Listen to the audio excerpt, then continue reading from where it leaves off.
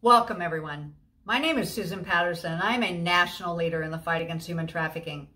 In a minute, you'll be introduced to Karina and Brenda, two women who said yes to God when God called them to create a home for survivors. What they did took courage, as neither of them had ever taken on a project of this magnitude before. Without a place to heal and support to get a job, survivors of human trafficking will often return to the life of prostitution just to survive, where they will be trafficked again. The hope of sharing this video with you is that for those of you who are called to create a home for survivors, you will be encouraged to do so. You can find the link for Refuge for Women, as well as our channel link, where you can find more videos on what you and your community can do to fight human trafficking in the video description below. You are also welcome to come to our National Faith Coalition meetings, where you can learn from other churches what works in the fight, and you can find more information on that at our website, throughgodsgrace.com. If you are looking for more ideas on how to specifically support survivors, this video on the role of the church in supporting survivors of human trafficking will give you lots of ideas. Please support our work by subscribing to this channel and liking this video. Let's begin. Welcome, Karina and Brenda. I am so thrilled that you're with us today to talk about how a church can create a home for victims of human trafficking who are now survivors, because there's such a great need. I mean, we all know that there aren't even close to enough homes for survivors. And for that reason, more than half return to the life. Even though they've been rescued and they've been taken out of the life, they can't find jobs, they don't have any support, they don't have a place to live. So what you're doing, we all know, will make the difference for these survivors. So is there anything you'd like to say before I begin? Well, I would just like to say thank you, Susan, for having us today. We're really excited about sharing. I mean, this is, you know, a lot of times that type of goal or desire that someone will have burning in their hearts, but just don't know how to start. So I'm glad we're having this conversation, because it's just about, you know, stepping out and asking God to guide and control, and we're excited about sharing what we've been through. Amen to that. So let's start with Karina. Karina, how did you know God was calling you to the project of creating a home for survivors of human trafficking? You know, my journey started more than 28 years ago when I met my first victim. It was a domestic violence victim. It wasn't a human trafficking, but I just knew right then and there that was my journey. That's number one. Number two, I started housing these women at my house. I just find a way that bringing them at home, a safe home, will just give them the healing. I was tired to look for shelters here and there, and no one will really give the need that these victims need, which is a house and a place to heal. So that through the years was my journey, housing victims of domestic violence, until a couple of years ago when human trafficking was all over the place, and it was just even on the news. So we started like volunteering here and there. I was just always looking for places to go and help until well, my son find Refuge for Women, which is the organization that I belong to. But that's how I started. It was just this in need. It was in front of me. This lady lives across from my house. And it's when I knew I need to do this and I need to do it right. Very good. And your son's a pastor, right? He's a pastor. So he played a huge role in this, because he was the one who connected me with Refuge for Women. He then contacted Kat and me, and we were just thinking and dreaming about having this house in Southern California. Back then they have only 4 houses open, and they were dreaming about Southern California, but obviously they didn't have anyone to stand and do it here. Very good. And Brenda, how about you? How did you know God was calling you to the project of creating a home for survivors of human trafficking? Well, my story is very intertwined with Karina. We've known each other since we were teenagers and have been close friends like sisters. And throughout the years, as she was going through her journey, you know, helping people that were at need, the highest risk, the marginalized, you know, women that were victims of domestic violence, and then trafficked victims. She would always call me throughout that time. So if somebody was in her home, she'd say, because my background in vocational education is I know how to get people to work. So she would call me and say, hey, Brenda, we're at that phase of this woman already being able to transition. What can you do to help? So I'd had my hand in that for years. And being a director in vocational education, my schools were in high-risk areas, San Bernardino, Los Angeles, you know, the Inland Empire especially. I saw a lot of this where, and even in LA, I will say, that there were young girls that were coming in, and there was someone with them that was a father figure, but wasn't their father, but identified as such. And those were kind of things that kind of started weighing on my heart over the years, because I would see those cases, and all of a sudden in the middle of the night, I'd get a call that they needed a place to stay, that they were kicked out of wherever they were, that they were homeless. So I had worked a lot with students like that, but also my Chafee Grant students, which were my foster youth. And those were the kids that I wanted to work with. So when I was starting to see what was happening to them, especially when they exited out of the program of the foster system and with very little resources, I saw, you know, cases where they would, you know, be taken up either by a gang or again by a, you know, a trafficker. And I knew that I needed to do something. I knew I needed to get to them before they were so desperate, or before they were, because a lot of times it was their boyfriend, again, picking them up. And I needed to do something. So when Karina said that, you know what, we need a home for them. We need aftercare for them. We need them to be able to know that they can make it on their own without having to go back to that. I was ready, because I had seen so much over the years and tried on my own. But that was the missing piece. Got it. So Karina, what steps did you take? And Brenda, you're welcome to chime in. Actually, this question's for both of you. What steps did you take to make this all happen? Like, what was step one, step two? So give us a sense of the process. So the first step you wanted to, I mean, the first thing I think you wanted to think of is God calling you to do this. That's the first thing, seriously, because you have to have a high call for this job. It's not that simple. It has to be something that you are passionate about. And that's the first thing. I really, whoever's going to listen to this, I want them to understand that you have to have a call.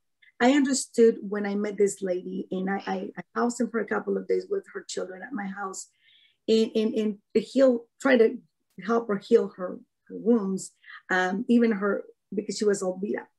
That I need to do something, and to do it at my house, and to do it in an organic way. So first, you have to have a call. Second, if you do have a call, if you really wanted to do this for the Lord, and you are sure that this is what you wanted to do, you need to start step by step. And in our case, we just knew we wanted to do it. We just didn't know where. There's so many resources out there, and you don't know how to start. But we knew this. We need a place. We need a house for this woman to heal. So it's when I told you that we connect with Kat, and Kat had this already organization established, and we went to work without any experience, without any nothing. We just said yes to the Lord, and we started. Just like 1 Corinthians 1:27 said, you know, we just went ahead and we didn't know anything, but God just equipped us to start doing it. We started, well, let me pause a little bit. I just wanted to say that it was a difficult journey for me, because I was just going through so much a tragedy in my life. My son just has passed away. And I thought, I can't do this anymore. I thought I will, but I won't. And it took a lot of effort. And my son, who is a pastor, who I told you, came and picked me up. It was around 6 months after my son passed away. He was called to be with the Lord in that young age. He was 19 years old. And obviously I was so devastated, and I didn't want it to do anything. But he came and said, Mom, I think we have things to do. And he just purchased the tickets, and next thing I see, I'm at Kentucky. I went to see the source. I went to investigate. I went to meet with Kat, and just to see how this has operated, and meet the women who were living there, and just learn a lot from that. And just knew this is a great organization with already steps to do what this women needs to do. And that's why our journey started. We went and we met with the organization, with the founder of the organization, and we went to see all the steps that this house do to have these women there to heal. Very good. Brenda, is there anything you want to add to that? I'm sure she came back and told you all about it, right? Oh, no, step by step. In fact, calling while she's there in the airports and on the way. So as she mentioned, the first step was to meet with the founder of Refuge for Women, Kat Frank, in Kentucky. And in my case, I was able to go to their Las Vegas location and meet with them there. But Karina and her son, Isaac, went to the organization to meet with them, to tell them about what their heart was to open a home in Southern California. They also said, hey, we've wanted to do Southern California, and we've even had people that had inquired, but never took the next step. The next step for them was to come back and to form, the organization, start with, creating a board. And it was a lot of friends and colleagues at the time, but they were in the faith-based community, reach out to people so that we could start holding events to create awareness, to create interest in the home. And also all of those pieces that you do to, when you create a nonprofit within the state of California, your articles of incorporation, all of those things that we could probably, talk about a little bit more in detail. But now you form a little group. And then the next thing is to gather some volunteers. And then after that is to, motivate and start to look at a calendar of different events that you might want to do. And we're excited to look back and say, you were the first person that we actually reached out to. And I know you were there with us on our first event. Yeah. But people that were getting out there, that were already established in Southern California, that were already making a difference, we wanted to connect with those people. And then again, within the church, which was Refuge Calvary Chapel at the time, try to motivate and put together a team. Knowing that number one, we started with prayer. Number two, the organization. Number three was starting to get our word out there as far as events and start to fundraise. And then lastly, to make sure that now that the home was found and acquired, to get the right team in there, so that once we do have the survivors there, everything after all that work and all that sacrifice was ready to go. And it was a challenge, but God definitely blessed us along the way. Very good. I was very impressed with the type of fundraisers you did. You two are really fun. Really fun. Your little fashion shows and, all the rest of the things you did. And I'd like you to share about that, like some of the types of events. The thing I was probably the most impressed with, by the way, was your little potlucks where, 12, 15 people would come and you would show a little video, and then you would have everyone pick up their phone and then, right then and there, commit to donating $35 a month. I was really impressed with how well done that was. And I know, Karina, you told me something like that you need 150 people donating $35 a month to create a home. Is that what the figures are? So, and then from those potlucks, you invited people at the potluck to have a potluck with their friends, and they had a potluck with their friends. And that to me was absolutely brilliant, because so many people want to do something about human trafficking. And this is something they can do. They can have their friends over for a potluck and just ask them to donate $35 a month, which for, many people is very doable. So why don't you, just tell us about some of your events, your favorite ones, how you work with your volunteers, just a little detail, so that our audience could, get their brain going on the kinds of things they could do. Go ahead. Yeah, house parties, we call them house parties. It was very fun. We learned that at Las Vegas house. They start that at the beginning of their journey, and it was beautiful, like you said, just inviting people with the heart of this, cause of human trafficking. And we just always did very fun, just, a couple of snacks and some drinks. And we have a video, we have always someone like you went to some of them to talk about the horrific, really, area of human trafficking. And our job wasn't not to scare people. We wanted to bring awareness.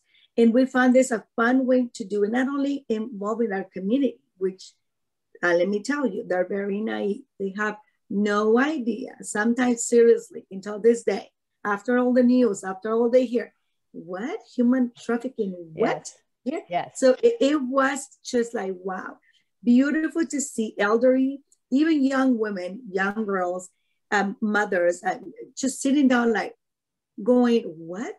Because we will bring a survivor, for example, and that will be it. That will be just very impactful. I don't know if you remember, but it was a journey, a beautiful journey, because not only we spread the word, and we were, trying to get funds and all that, but we were bringing awareness to the community. And you never know who is going to be in the house, who God will call to donate a house, to donate a car, to do something bigger. Your job is to obey God, and your job is to do those little things. He's going to trust you for those little things. And guess what? He will bring the big things, just like he did to us. Very good. Brenda, is there anything you want to add to that about fundraising? So there's no perfect way to do that. It's especially because, obviously you pray for God to, help enlighten you, or also maybe bring people that have more experience in that area. But in our case, it was a combination of things that maybe we had a little bit of experience in, which is, doing kind of a dinner, and an event. That's I think that's the first event that you spoke at for us. And then those started with, about 80 people, then 100 people, then 200 people. And it just kind of started growing from there. Yeah. But having everything from Zumba-thons and fashion shows and high tea, which we would also do. And again, the way that we got to that conclusion on how we would do it was a couple of factors. The first was, we would run into a gym owner who was like, hey, I want to help, but I'm going to give a little bit, but is there something else I can do? Yeah, let's use your gym, and let's hold Zumba-thons. Same thing with the restaurant. Hey, I'd like to do more. I'm going to cater some of your events, but is there anything I can do? Sure. This is a great location. Let's hold a fashion show here, So it was a combination of different things that came out from our volunteers and also from the people that wanted to help. And what we just did is, hey, you can give us a donation one time. And we're so thankful for any little donation or any big donation that you give. But here's other ways that we can work together, because you want to continue not giving in a way that is, it's at your ability. It's, you have the ability to do it. Just so we really zoned in on those kind of opportunities. That's great. I think what you're describing is that when God calls us, one, he equips us, and two, he keeps opening doors. Right. Like when you started, you never knew gym owners and restaurants and, all these people would come forward. You know what I mean? It's God kept touching people's hearts to make this happen. And he chose you to be the leaders in this. I mean, it's just beautiful how the story has unfolded. For example, we met just for say something. I met Stacy. She belongs to my church. I never met her in my life. And they have this night where all the businesses work together, and they invited me because they knew I was with Refuge for Women. The coordinator said, you may wanted to meet someone here that will help you. Well, I met Stacy. Stacy did our first tea party. She owns this company of tea party, and we would just connect right then and there at the parking lot. And She has this huge heart for human trafficking. She did our first tea party, and it was just not only beautiful and so elegant, so cute, but not, she's going to be our first tea party. She's going to conduct a first tea party for the women when we open our home. So wow. It's just going to be, and a lot of people came, and a lot of high-end people attended to this tea party. And it was just like that. Everywhere we go, we will always have this opportunity to talk to someone. And if they don't have the heart, you share your heart with them. And they'll hear you, they'll listen to you, and they'll get involved. Believe me, trust me, this is a huge way. It's a beautiful way to contact people. It's just sharing your heart. You have to open your mouth.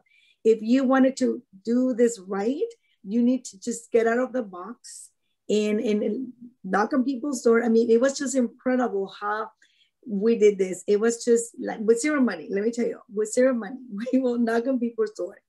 And we will have the place for free, for example, or they donated the food, or they will do something. Always the flowers, for example. I remember I just cry at the point where we were just having this little money to do this gala, and we need money for the flowers.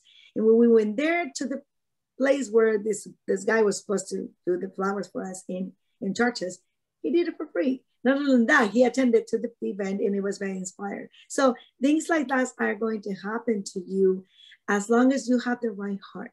I just want you to know, you have to have the right heart. You don't want to take advantage to anyone. You just wanted to share your heart, and people will respond.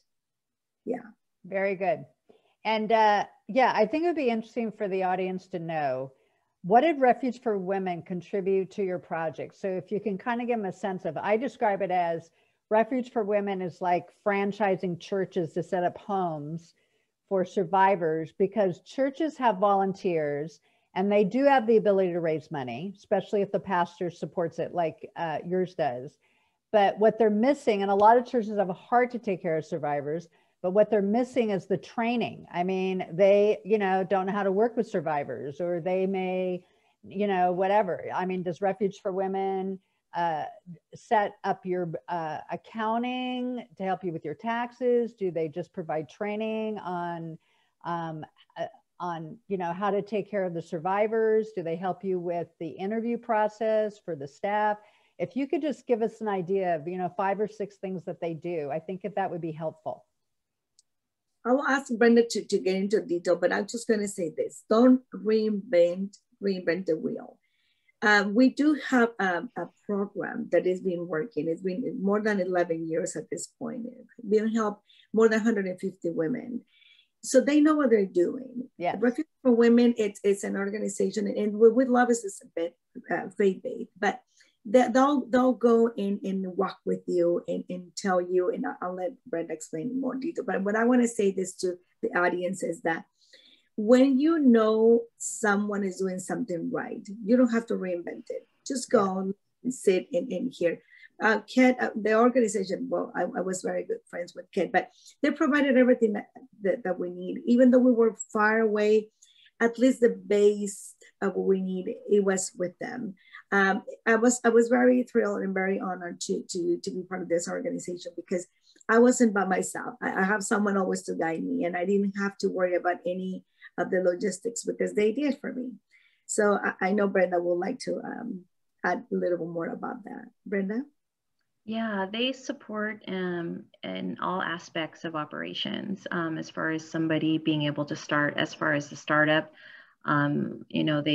They not only provide the training, but they also give, like, this is your 24-month timeline, like different goals and different things you can achieve, and not just giving you those goals, but also sharing with you how you can reach them. So they're very supportive in that way. Once you actually will set up, be incorporated in your specific area and within the state, they definitely help with all of those, the legalities of getting set up within those parameters. And then also hiring, absolutely. So when it gets to the point where you have a home and you're going to hire staff, they not only have training, but they also set up mentorships so that other you know, help program directors, which work within the home, are learning and also being supported on a constant basis. So their goal is to provide a network across the country of homes. And so, you know, that's one of the reasons why when people have the desire to get started, they will show you step by step, even though every location is different on how they, you know, the time, you know, how long it takes for them to get started, to, you know, the actual opening, to, you know, the production and all of that. That's all different because, again, God, you know, we're on God's time, but they do try to help guide you to be able to do that within a certain period of time for a few reasons. First of all, because it gets frustrating, it gets taxing to go through this process and feel like, you know what, I don't think that God's opening doors. But again, it's a matter of, and we thought that here in Southern California, because it actually took us the longest to get started. We thought we were going to be like, wow, it's Southern California, there's a ton of money, there's, you know, it's going to be a lot easier. And it was actually the longest, but it was only because God said, maybe, you know, we need to prepare more things in your case. And we don't know exactly what that is, but they didn't give up. They didn't give up on Southern California location. So, so that was probably one of the things that I have to say about Refuge for Women. You know, they have a high rate of women, of survivors completing the program, of being successful and being to work once they leave the program. And just as Karina says, why reinvent the wheel if you've already got a good program and a good organization that will support you? Right. And, you know, you talked about it may have taken you longer, but I also know that the two of you have plans for 4 homes. And I mean, now that you know, have gone through the process of creating 1, it's so much easier to think of doing, you know, 2, 3, and 4. So it may have taken you longer because God did need to prepare you, because he has a very big vision for the two of you and what it is you're going to contribute to this. Yes, right now, after we open here in Southern California, we're going to focus on this because we do have a very big area on the court, tennis court, and probably we're going to be our emergency just to accept women after they finish the program, so they can continue, they can stay there. We find out that after they finish the program, sometimes they need a little bit of time and they stumble here and there, and that's why this aftercare program will be incorporated in Refuge for Women, so women can finish the program and then they can start working and they can start doing whatever they need to do and go to that second home, but now not as a survivor, but as a working woman already to face the life in reality.